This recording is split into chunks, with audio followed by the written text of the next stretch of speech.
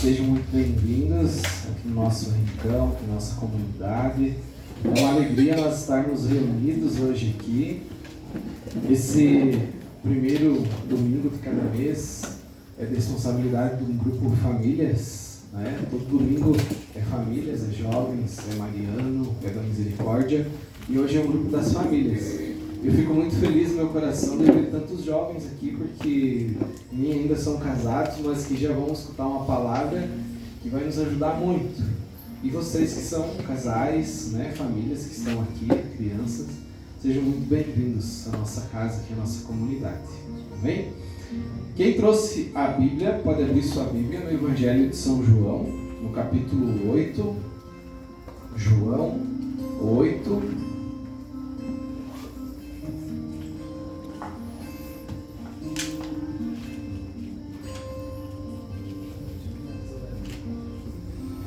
João 8, versículo 31. Vamos começar no 31. Uma palavra bem conhecida aí.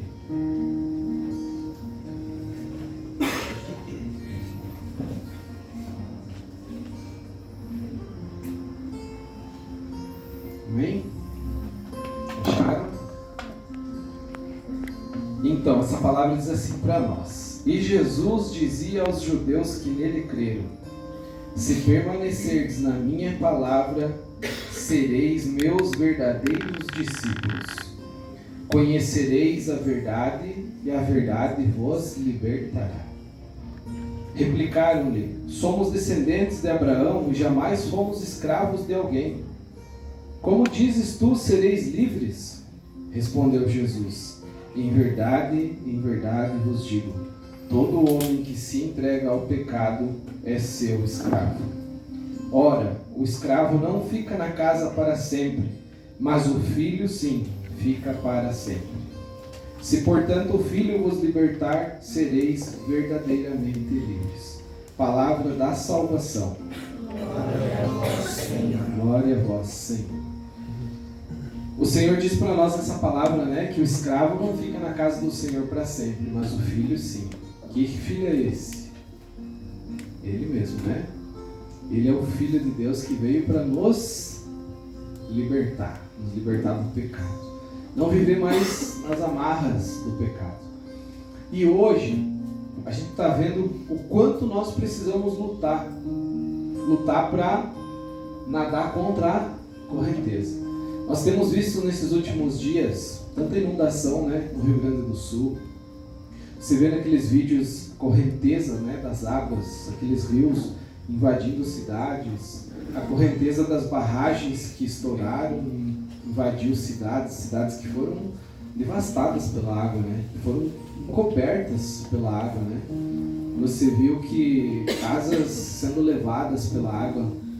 E a gente pode, quem aqui não viu? Todo mundo viu, né, esses vídeos, né? A gente está vendo toda essa tristeza que está acontecendo e temos rezado e precisamos rezar ainda mais, clamando a misericórdia, né, sobre esse nosso povo, esses nossos irmãos aí, nesse estado vizinho aí. E assim, podia ser com cada um de nós, podia ser a nossa casa sendo levada, podia ser a nossa família sendo levada, podia ser familiares nossos morrendo lá, né?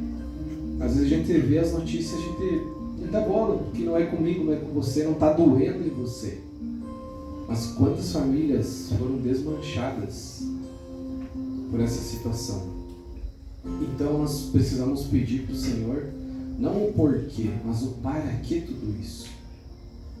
Para que está acontecendo tudo isso? São sinais para que eu seja mais santo, para que eu viva melhor com a minha família, viva melhor com a minha esposa, para que eu lute contra essa correnteza que não são só a correnteza das águas na nossa vida, mas é a correnteza que o mundo vem nos levando. É a correnteza da correria do dia a dia, é a correnteza das redes sociais que nos carregam, que dominam nossa vida. Nós precisamos, para nós nadar contra a correnteza, nós precisamos saber qual a correnteza que está nos levando. Não adianta eu lutar por uma correnteza que nem faz nada na minha vida. Mas cada um de nós sabe aquilo que nos leva para baixo, aquilo que nos leva para o buraco. Qual a corrente que leva você? Os vídeos, pornografia, São redes sociais? O que são? Mas aqui hoje nós vamos falar de 3 inimigos da nossa alma que querem mesmo nos levar com essa correnteza. E esses 3 inimigos da nossa alma, você sabe quem são? Já foi falado uma vez aqui. O primeiro é o diabo, o segundo é o mundo e o terceiro, eu mesmo, a carne. Então, o pior inimigo não é aquele que vem de fora. Às vezes a gente pensa assim: nossa, o diabo, o inimigo de Deus, Satanás, ou como dizia o Padre Léo, o cardido. Não, não é esse que vem de fora, não. O pior é o que vem dentro de nós mesmos. Sabe por quê? Porque só você pode fazer o verdadeiro mal a você. Só você consegue levar você para o inferno, sabia? Só você. Porque nós somos livres para dizer sim ou para dizer não. Jesus já nos libertou. Nós somos escravos muitas vezes dessas correntezas porque nós aceitamos, nós tomamos posse dessa correnteza que veio para nos levar. Então só você consegue. Fala isso para o teu irmão que está do seu lado. Só você consegue levar você para o inferno. Repita para ele: só você consegue levar você mesmo para o inferno. E olha só as artimanhas do inimigo, né?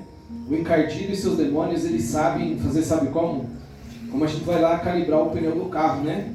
Eu preciso colocar lá tantas libras, 32, 33, 35 libras, nós colocar nos 4 pneus. Porque se eu colocar 15 libras de um lado e 30 do outro, o carro vai andar assim, né? Então eu preciso calibrar os pneus igualzinho, né?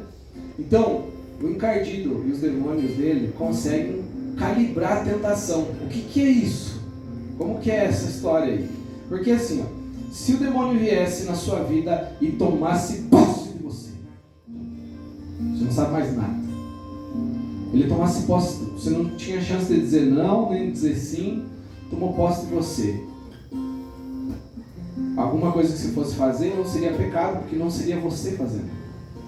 Então, aquilo que você não fez, você não pecou. Se você não estava livre, você não pecou. Tá? Porque ele tomou conta. Mas o que é a calibragem que ele faz? Ele vem com a tentação grande para seduzir você. Aquela tentação grande. Aí ele seduz você. Mas não tão grande para que você esteja livre para você dizer não. Então ele também nos dá essa liberdade. Mas a tentação é tão grande que nos seduz. Aí eu tenho a liberdade de dizer sim, eu quero, ou não, eu não quero. Eu preciso estar de pleno acordo com a tentação, tá? Porque se ele vier com toda a força, eu não puder dizer não, eu não pequei. Então, ele quer que você peque. Ele quer arrastar. Satanás, ele é tão... é um bicho encardido mesmo, porque assim, ó, ele sabe que ele nunca vai vencer nosso Deus. Mas então o que Satanás quer? Que ele fica chamando tantos jovens. Vem você para a bebida, vem você para a droga, vem você para a pornografia. Ó, o casalzinho de namorado, começou a namorar agora, vem com sexo desregrado, vive uma vida bem infeliz, vamos lá. Por quê? Porque ele é um derrotado e quer chamar cada vez mais derrotados para o time dele. Cada vez mais, cada vez mais. Assim como nós queremos chamar as pessoas para vir para a comunidade, para vir para a igreja, vem conhecer Jesus, vem ter um encontro com o nosso Senhor, vem ter um encontro com Nossa Senhora, vamos conhecer um pouquinho mais a nossa igreja. Satanás quer que venha para o lado dele. Então, ele seduz, mas o negócio não é só ele não. O negócio é a carne. Esse é um inimigo nosso aí, bem grande. Mas o que é a carne? O que é a carne?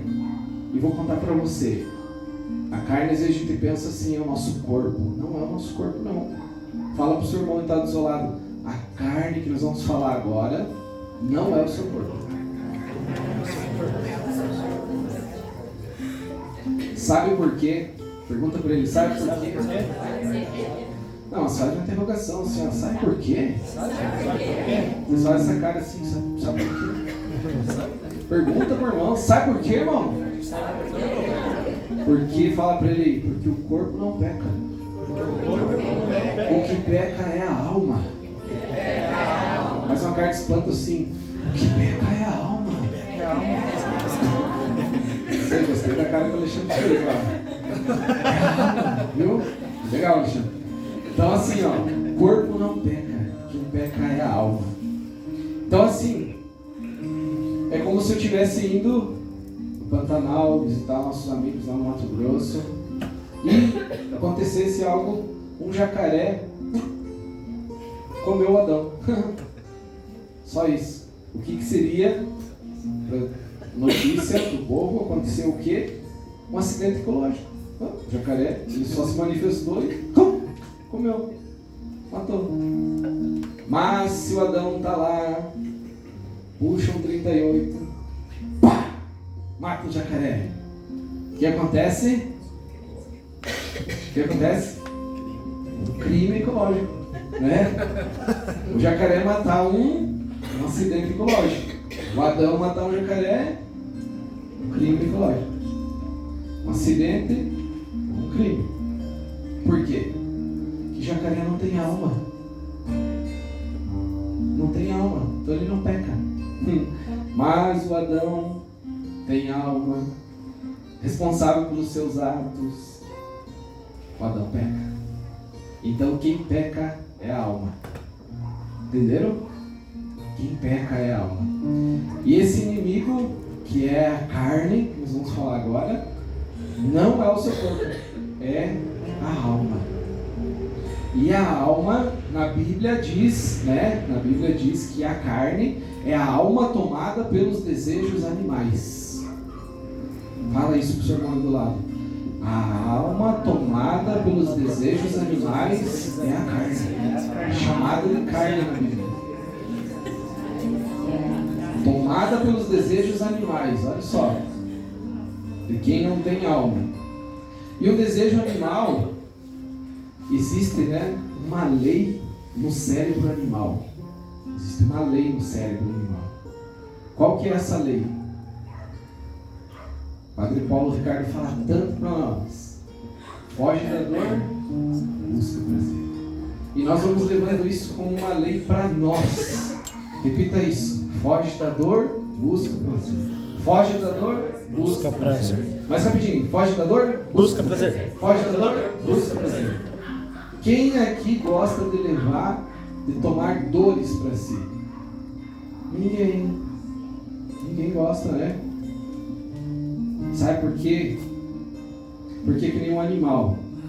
Se você vai dar uma injeção num cachorro, ele vai parar bem quietinho e fazer assim, esticar a patinha para você dar uma injeçãozinha nele ali. Tem que botar a focinheira no cachorro, segurar ele no meio das tuas pernas, daí você aplicar a injeção, né? Senão ele não para quieto. Mas você que é um ser humano, você já tomou alguma injeção bem doída alguma vez? Ah, já, né? Doído não tem tomado aí. Então, nos seus pequenininhos. Você já tomou aquela injeção, talvez, com aquele gripão que você tava, né? Que diziam que era todo tipo de gripe que você tinha, mas precisou tomar aquela querida benzetacil, que a sua poupança ficou 3 dias sem encostar no sofá, ficou sentado no meio de 45 graus, assim, né? Que não podia encostar de jeito nenhum. Mas você sabia que aquela dor que você ia tomar, que você ia receber aquela dor, ia te fazer bem, sim ou não? Ia amenizar aquela dor no corpo, amenizar a febre, ia amenizar, né? Mas você acha que um cachorro entende que uma injeção dessa é boa para ele? Não entende. Ele vai espernear, vai gritar, quer fugir da dor e buscar o prazer, só coisa boa, né? É a mesma coisa se você tem uma charrete, você coloca um cavalo ali para puxar essa charrete, o cavalo está lá, devagar, você pega aquele chicotinho, aí o cavalo, o que ele faz? Para fugir da dor, não apanhar mais, ele dá uma cansadinha e você... Ele foge da dor vai, ó, começa a trabalhar para você. Por quê? Porque ele não é livre, ele não tem alma. Mas nós temos alma, somos livres para dizer sim, para aceitar, somos livres para dizer não. Mas muitas vezes para dizer um não dói, né? Dói. As nossas escolhas, né? Então, o animal não é livre porque ele não conhece a verdade. O que Jesus nos disse nesse evangelho que a gente leu? A verdade vos libertará. Nós precisamos conhecer a verdade. Para o animal, toda dor é má. Dói, é ruim. Para o animal, todo prazer é bom, faz bem. Então o animal não tem alma. E se ele não tem alma, ele também não ama. Ele não sabe. Ele gosta do seu cachorrinho que você tem lá na sua casa, ele gosta de você, mas ele não ama você, ele não tem alma. Ele tem os instintos dele, ele conhece teu cheiro, ele sabe quando você chega, você vai jogar uma raçãozinha pra ele, vai dar um pedacinho de carne, vai dar aquele arrozinho que caiu do chão, vai dar pra ele. Sabe disso, mas ele não ama, ele não tem alma. Só ama quem nada contra a correnteza, meu povo. Só ama quem quer nadar contra a correnteza desse mundo, que quer nos arrastar, que quer nos levar com a enxurrada desse mundo, que quer levar você para o bueiro, o buraco profundo. E olha só, o contrário do amor não é necessariamente odiar. Às vezes a gente pensa assim, o que é o contrário do amor? É odiar. Não, é usar e jogar fora. Porque tantas vezes você já fez isso, eu já fiz isso, usar uma pessoa, jogar fora essa pessoa, ou você usa da sua esposa, usa do seu esposo, não consegue amar. E para nós vencermos, para nós andarmos nessa correnteza, a gente vai precisar amar. E amor é você dizer assim, esposo, tá doendo, mas eu não desisto de você. Tá difícil a coisa aqui em casa, mas eu não desisto de você. Eu vou te levar para o céu. Muitas vezes a gente pensa assim, isso é loucura. Já pensou acontecer uma traição no seu casamento e você dizer algo assim para o seu marido? Tá doendo, mas eu vou te salvar, vou te levar para o céu. É loucura. Mas é loucura para aqueles que querem ver a Deus. É loucura para aqueles que querem buscar a pureza. É loucura para aqueles que querem vencer a correnteza. É loucura para aqueles que querem nadar contra essa correnteza. Porque Jesus fez assim por nós. E no meu matrimônio, como eu tenho feito isso? Tenho conseguido amar? Ou só tenho fugido da dor? Só buscar o prazer? Quando eu preciso resolver situações lá em casa, jovens mesmo, precisa resolver alguma coisa com o pai, com a mãe, o que você faz? Você foge da dor, você vai para o seu celular, você vai ver a vida dos outros, você vai postar lá nos seus stories que está tudo bem na sua vida, vai continuar mentindo. Eu preciso amar, mesmo nessa hora da dor. Eu preciso amar, porque a nossa carne é a alma tomada pela lei do cérebro. Ela está tomada por essa lei para fugir da dor. E quantos matrimônios têm se desmanchado hoje? Porque alguns anos atrás, quando uma senhora falava com uma vizinha, não dá mais, vamos me separar, meu Deus, não estou aguentando mais. Olha, meu esposo está chegando assim, ele está bebendo, ele está fazendo isso, fazendo aquilo.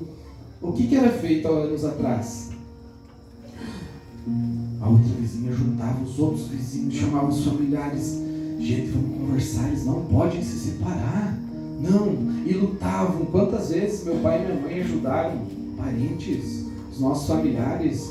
Vamos se reunir, vamos rezar com eles. Não vamos deixar se separar de jeito nenhum. É uma família, é um matrimônio, eles têm filhos, que será dessas crianças? Mas hoje em dia, o que acontece? A vizinha lá no muro fala lá, né, para outra assim: ai, não aguento mais, meu marido anda cheirando cerveja, meu marido anda cheirando sovaco, não toma mais banho, não sei o quê. O que a vizinha diz?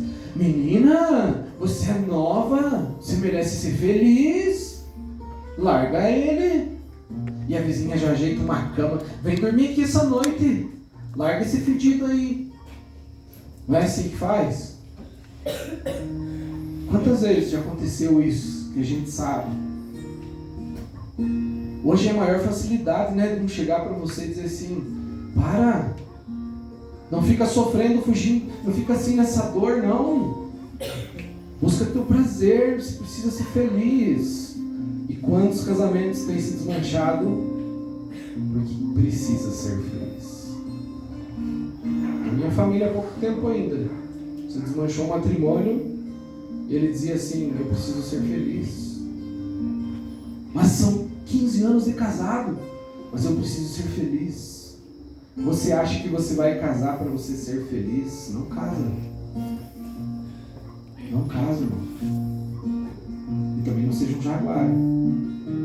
Reza para Deus ver o que é a tua vocação.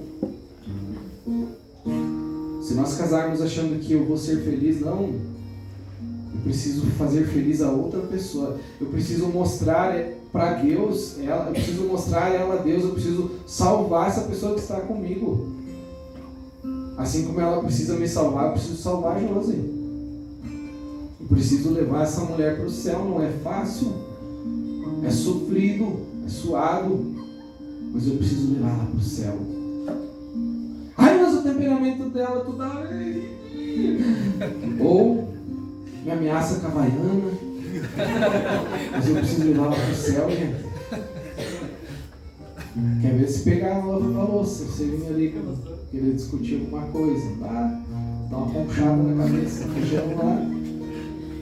Mas eu preciso levar ela para o céu. E não adianta eu fugir dessa dor, não. Eu preciso amar. Para eu amar, é isso que eu preciso para eu nadar contra a correnteza. Porque assim, quando o ser humano mesmo, né, o ser humano carnal, ele é uma alma obedecendo o cérebro como escravo. Nós nos tornamos escravos do nosso cérebro, né? Daquela lei, foge da dor, busca o prazer. E a nossa alma é um acelerador. A nossa alma, ela quer mais. Ela é uma potência. Ela é como um carro, e um carro turbinado. Você pisa, ele quer andar mais, ele quer andar mais. A nossa alma é assim, tem muita força. E olha só, você já viu um animal no cio? Já escutou, né, os gatos de noite? Você acha que eles estão brigando, eles estão lá namorando, né? Ou os cachorros, né, estão no cio. Eu nunca vi um animal tendo uma relação sexual, teve o seu orgasmo e terminou ali e quis ter outro. Mas o ser humano quer. O ser humano quer teve um orgasmo, quer outro. Quantas situações de vício da masturbação, quantas situações de loucura, de sexo desregrado, de jovens que já ficaram com 2, 3 mulheres na mesma noite. Mas nenhum animal que não tem alma não faz isso que um ser humano faz. O ser humano quer mais, e quer mais. E conseguiu hoje, quero amanhã, e quero de novo, e quero de novo, e quero de novo. E sempre buscando, e sempre buscando, e sempre buscando, e sempre buscando. É a alma dominada pelos instintos animais, de forma desregrada. Ela quer mais, cada vez mais. Mas Deus fez a gente para que a alma conduza o nosso corpo. E quando o corpo conduz a alma, vira um desastre. A gente fica pior que os animais. Pior que os animais. E nós somos chamados a conhecer a verdade. O que é a verdade? Que é o próprio Cristo. Conhecer a verdade, somos chamados também a amar. Aí eu digo, não desisto da minha esposa, eu não desisto do meu esposo, não desisto dos meus filhos, eu não desisto dos meus pais. Aí eu preciso estar falando sempre para minha carne: aguenta firme, seja homem, seja mulher, aguenta firme, tenha força, eu preciso amar. Aí nós temos o outro inimigo da alma, que é o mundo. Mas o mundo não é o mundo que Deus criou. Deus criou o mundo, Deus criou um mundo perfeito. Esse mundo que a gente fala que é os inimigos, é um mundo que o ser humano criou. O mundo que o ser humano tem criado. Que é criado um sistema para quê? Para amarrar as pessoas no pecado. Cada vez mais. Um marketing para amarrar cada um de nós no pecado. Então, nós temos também o outro inimigo da alma, que é o diabo, e que a gente às vezes pensa assim: nossa, é o pior. Não é o pior não. Sabe por quê? Porque ele usa de duas armas: a carne e o mundo. Ele só usa. O demônio é assim, é que nem o papel higiênico. Usa o papel higiênico, você vai lá no banheiro, está aquela dor de barriga. E o papel higiênico, o Padre Léo contava para nós numa historinha, né? Que é tão cuidado, ninguém molha o papel higiênico. Você vai no mercado, o papel higiênico vem por cima de todas as compras, vem lá com o bracinho de fora, o Padre Léo, né? No carrinho. Aí você vai no banheiro, chegou a hora do papel. Você passa, você só dá uma olhadinha, que duvido que se joga sem olhar, né? Ninguém joga sem olhar. Você dá aquela olhadinha, o que ele faz? Depois que ele fez aquela sujeira, ele amassa e joga no lixo. Tem uns que ainda jogam, né? Aparecendo ali. Nojento, né? Você é bom a gente amassar, né? O demônio faz assim com você. Quando ele nos seduz, você vira um papel higiênico na mão dele. Quando ele seduz você para você não querer mais salvar sua esposa, seu esposo, aí não precisa mais. A gente já está casado há tantos anos, estamos juntos aí tantos anos, não preciso mais conquistar a minha esposa. Você vai se tornando um papel higiênico na mão do Ricardinho. E ele usa de você que joga você no lixo. Ele não vai mais ficar cuidando de você. E a Josi vai falar para nós algumas armas que nós podemos nos defender desses inimigos da alma. A Josi vai partilhar hoje com a gente aqui algumas armas que a gente pode utilizar para nós nadarmos contra essa correnteza. Para nós estarmos assim, prontos para fugir, para vencer esses inimigos da alma. Amém? Amém.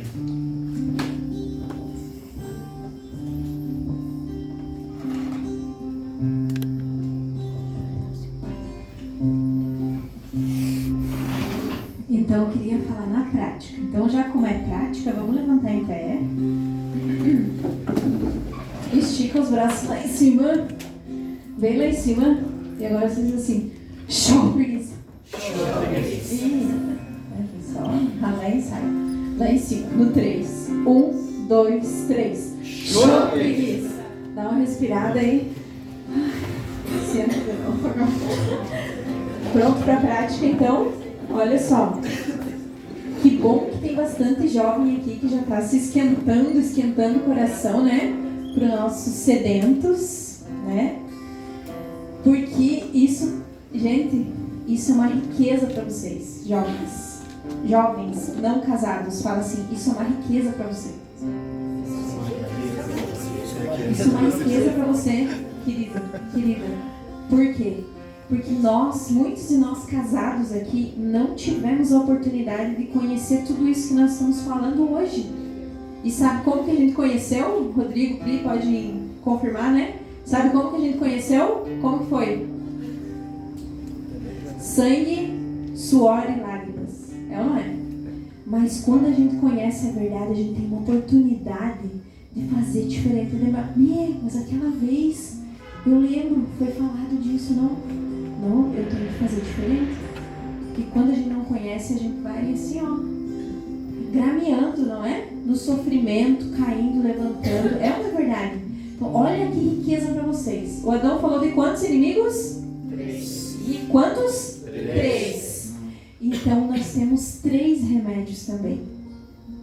3 remédios para nossa família. Não estou falando só para o casal, mas para a família, para os filhos, para os jovens, para o pai, para a mãe, para a gente santificar a nossa família. E o que a gente pode querer mais do que santificar a nossa casa?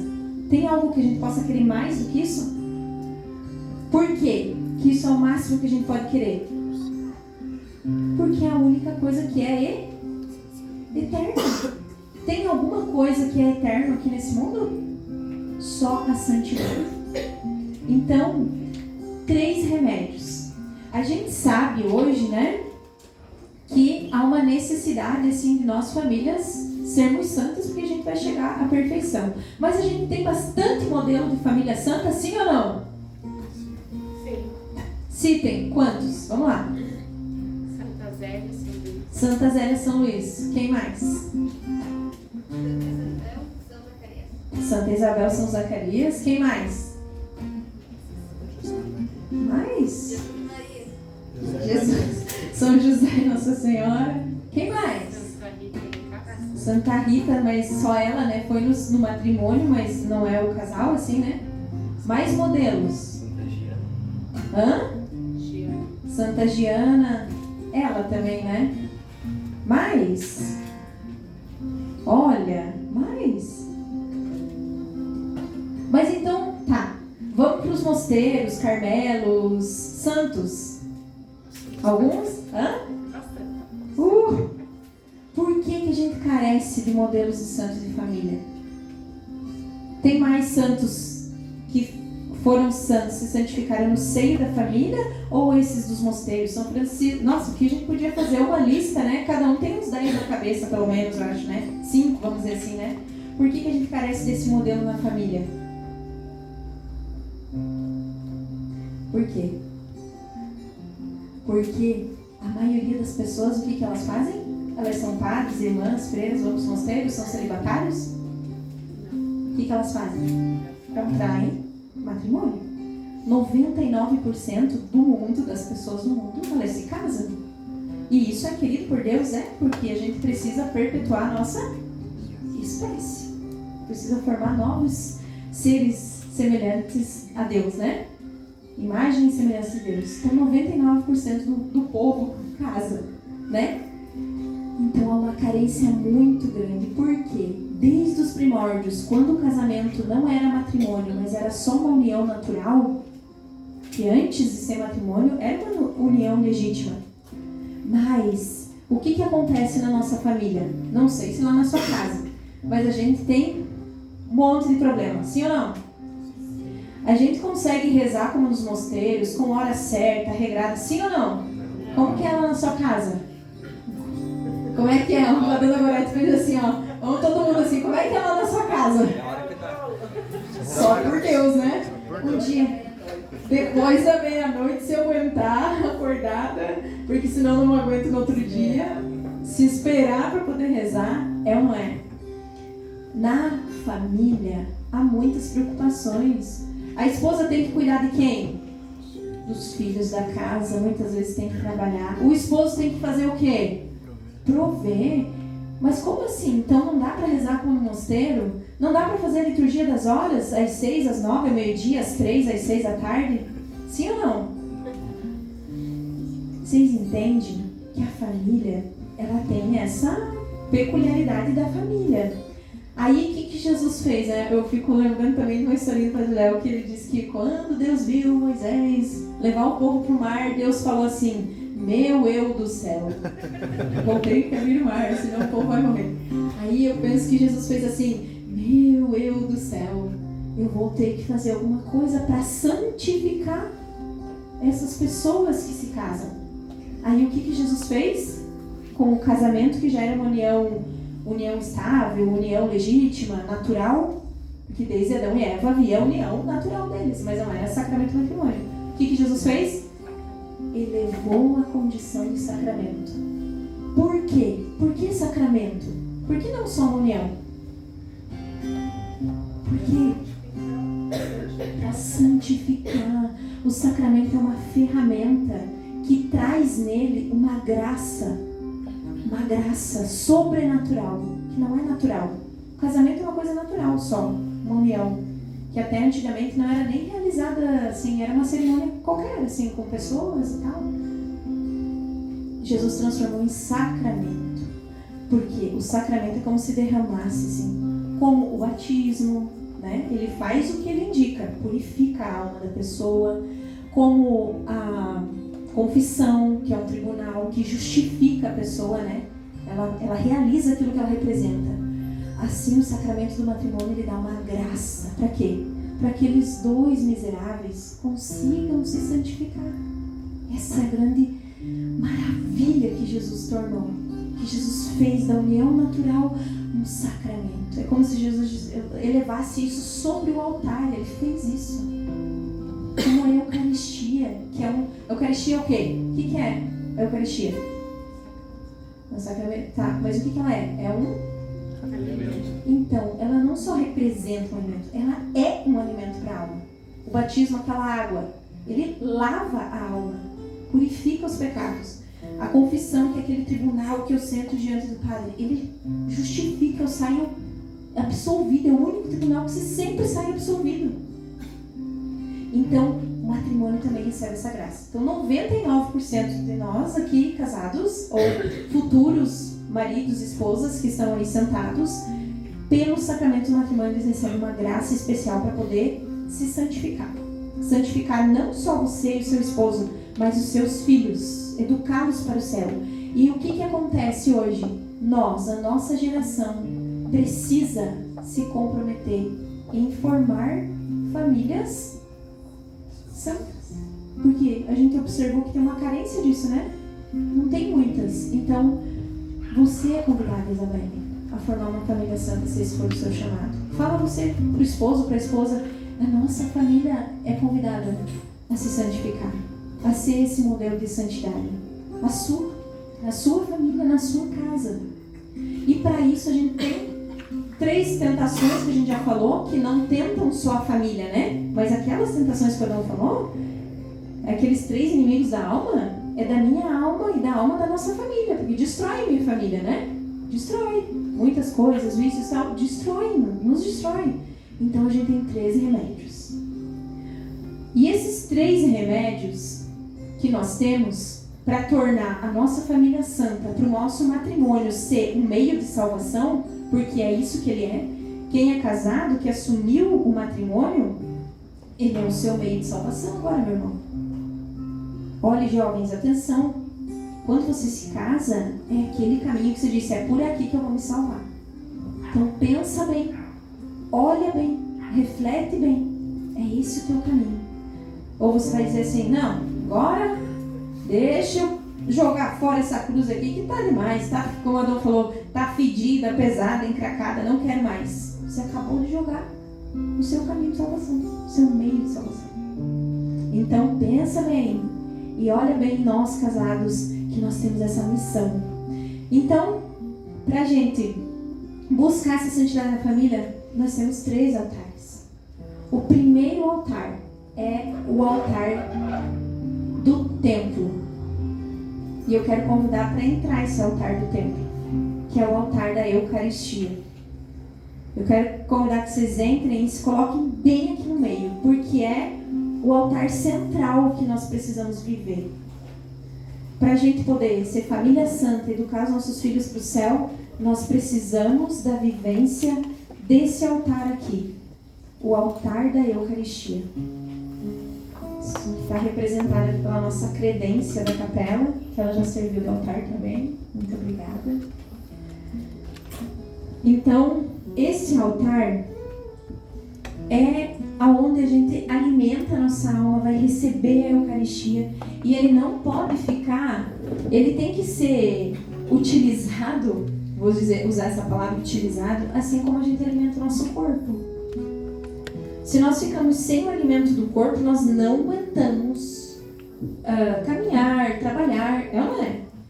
Se alguém aqui já passou um tempo assim que não pôde comer, ou teve uma doença, uma fraqueza, né? E ficou nessa situação, né? Assim fica a nossa alma. Aí a gente não consegue o quê? Não consegue rezar, não consegue vencer a tentação, cai naqueles 3 inimigos que Adão falou, se a gente não alimenta a nossa alma. Eis aqui, simbolizado, né, que nós não temos Eucaristia, mas é nosso material aqui, da capela, eis aqui a força da nossa alma, a maior força. E a gente aprendeu e costuma também dizer que o quê? Esse altar da Eucaristia, quando nós o recebemos no domingo, né, que é preceito da igreja, é preceito, Deus nos deixa como mandamento, né? Então, a gente precisa receber no domingo ou no sábado à noite, que já é a missa do domingo, né? Porque é o dia do Senhor, que eu dedico ao Senhor e que eu vou receber o Senhor. É assim pra gente não morrer de inanição. Mas nós precisamos de algo mais. Então, nós costumamos ensinar aqui, praticar aqui, que a gente precisa pelo menos de mais uma missa na semana. Para que a gente possa suportar a tentação, as insídias do mundo do demônio e especialmente do maior inimigo nosso, que é a carne, que não é essa carne, mas é a nossa alma. Então, o altar da Eucaristia. E educar os nossos filhos nessa fé, que a nossa fé é educar os nossos filhos do valor da Eucaristia, do que é isso, do que é a liturgia, a Santa Missa. Ali acontece o milagre. O próprio Jesus, a gente teria tanta coisa para falar sobre a Santa Missa, né? O próprio Jesus vem à Terra, educar os nossos filhos a genuflexão, a reverência, porque ali está o Rei, está Jesus, a receber Jesus e até, por que não, o jejum eucarístico.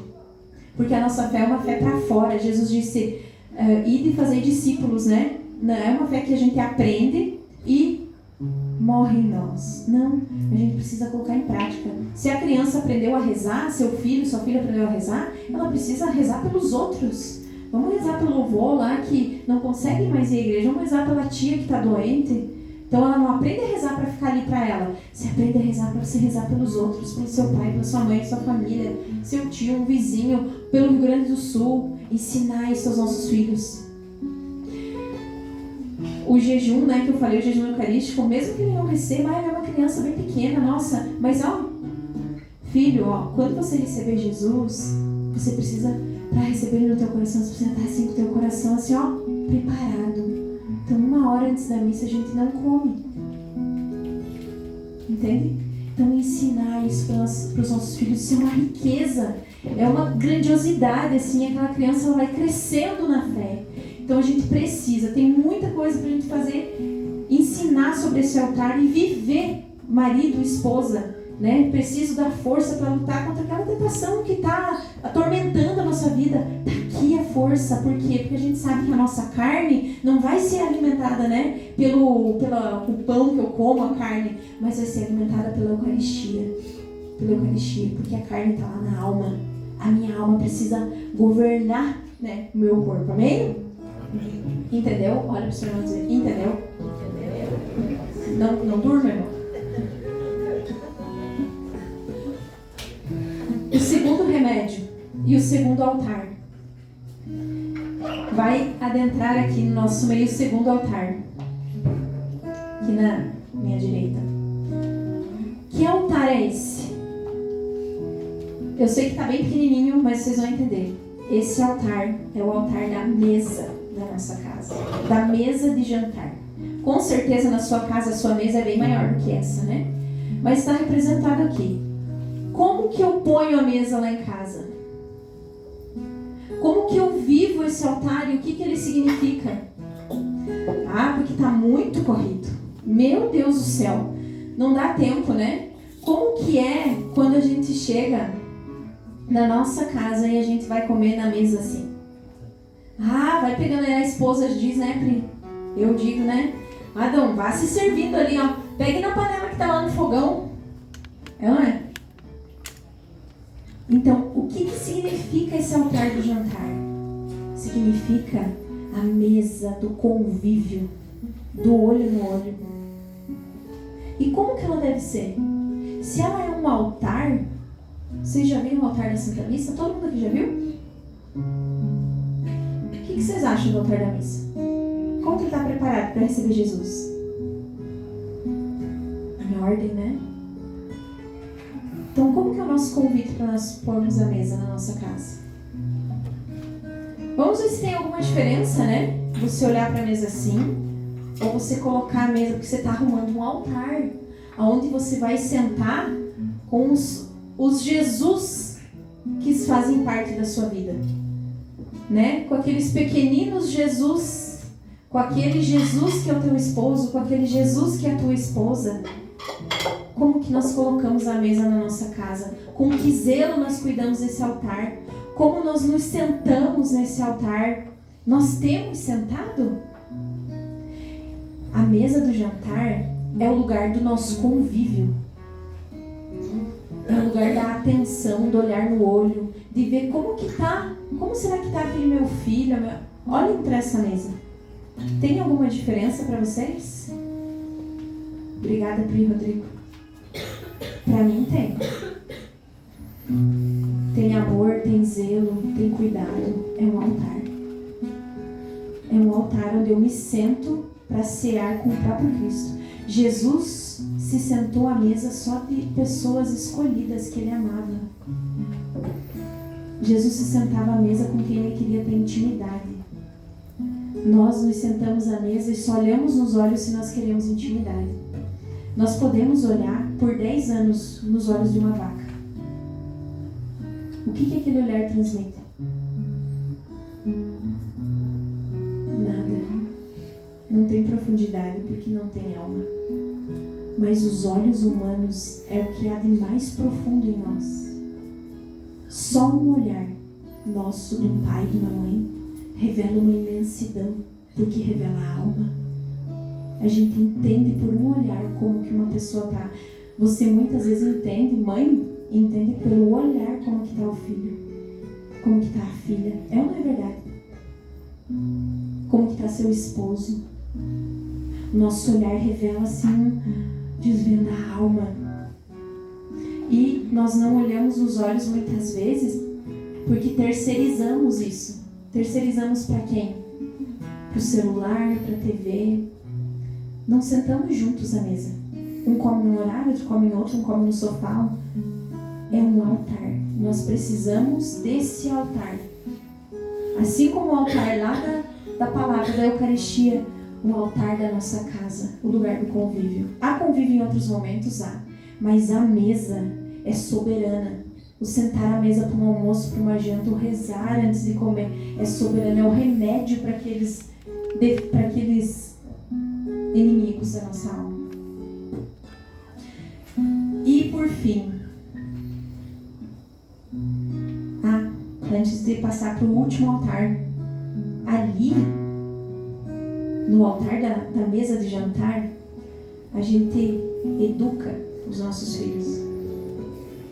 E eu fiquei tão impressionada que, preparando essa partezinha aqui, eu ouvi uma coisa e parece que ligou uma tomada dentro da minha cabeça, que eu ouvi muito tempo falar sobre a educação preventiva de Dom Bosco.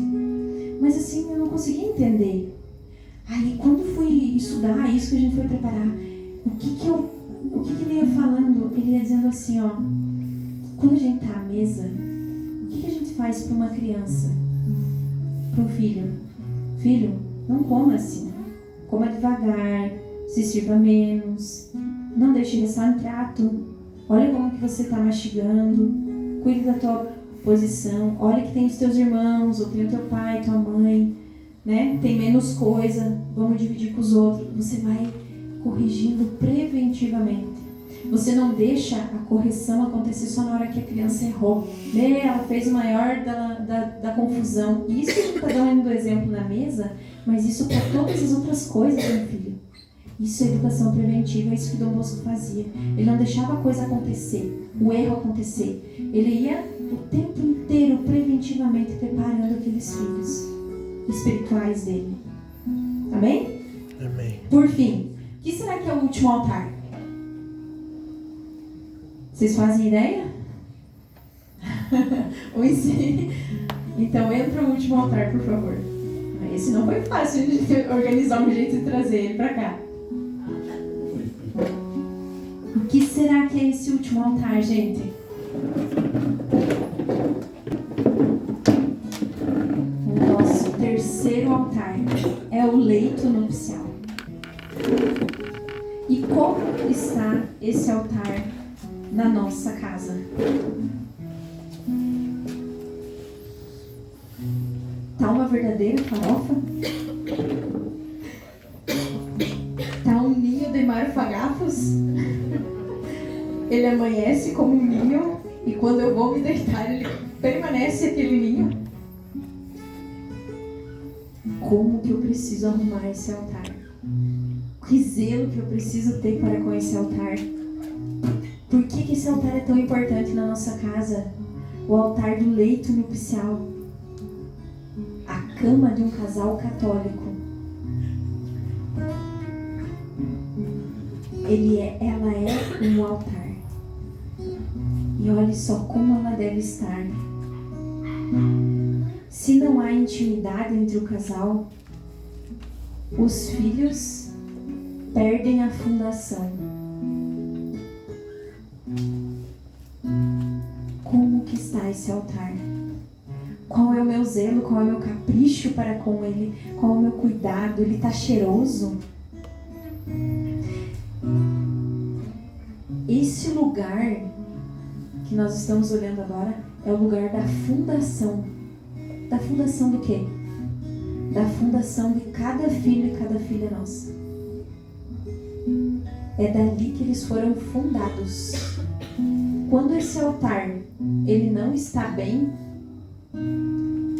a fundação dos nossos filhos ela está ameaçada. Por que isso? A origem do amor que fundou as vidas da nossa família, filhos, filhas, está em xeque, fragilizada. A base está fraca. Por quê? Porque não há intimidade. Obrigada, Patrícia, Alexandre. Ficou uma cama verdadeira. A fundação está abalada. Não está como uma areia movediça. E o que isso reflete? Reflete em insegurança dos nossos filhos, filhos inseguros, medrosos. Porque eles não, aquilo que fundou o amor de onde eles vieram, ela está prestes a cair, fragilizada, bamba.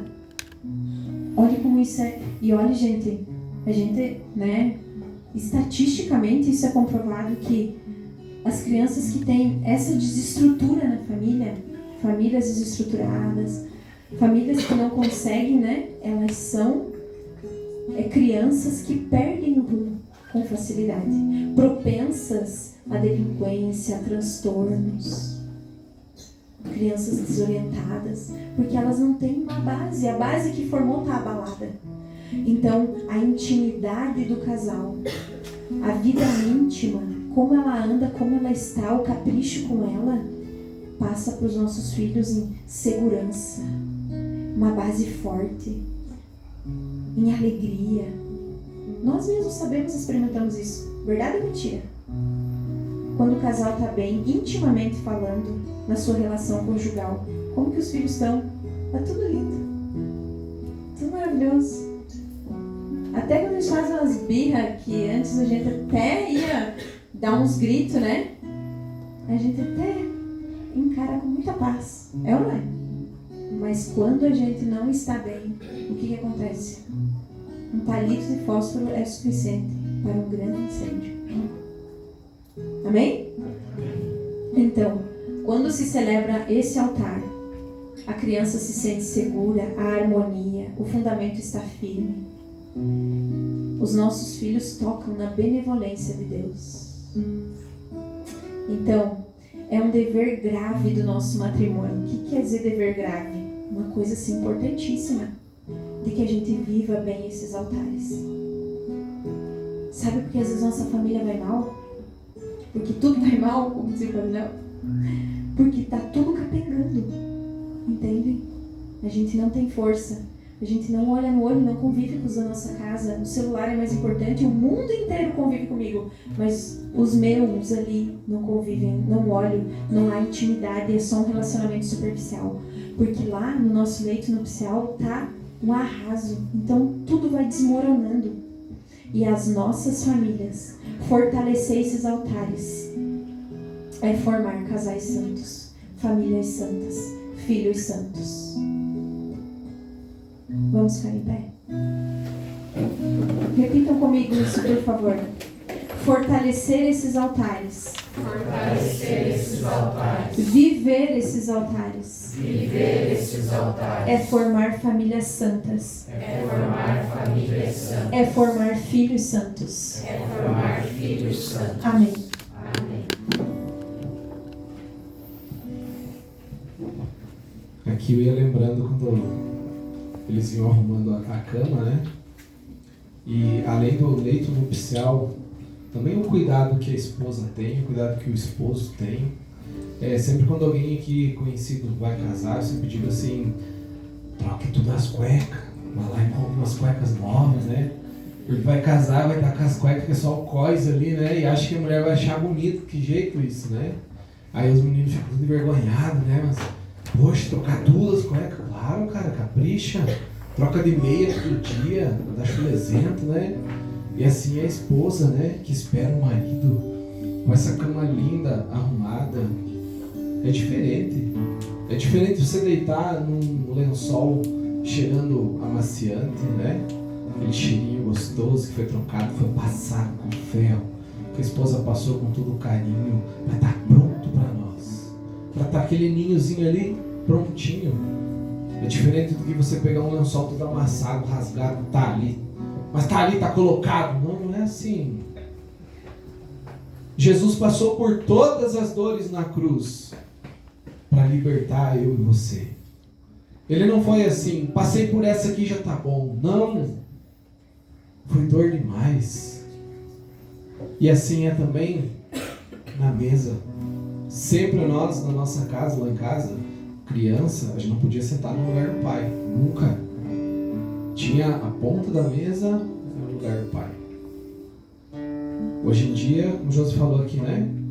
Vai, pega o almoço, senta lá, pega o prato, senta lá no sofá, liga a TV, assiste a TV. Não conversa mais na hora do almoço, na hora da janta, na hora do café. É por isso que nossas famílias, muitas famílias que a gente vê, ficam brigando, com dificuldade. Então, nós somos chamados, como nós falamos aqui, a conhecer a verdade, a saber dessa verdade e a amar. E parar do que?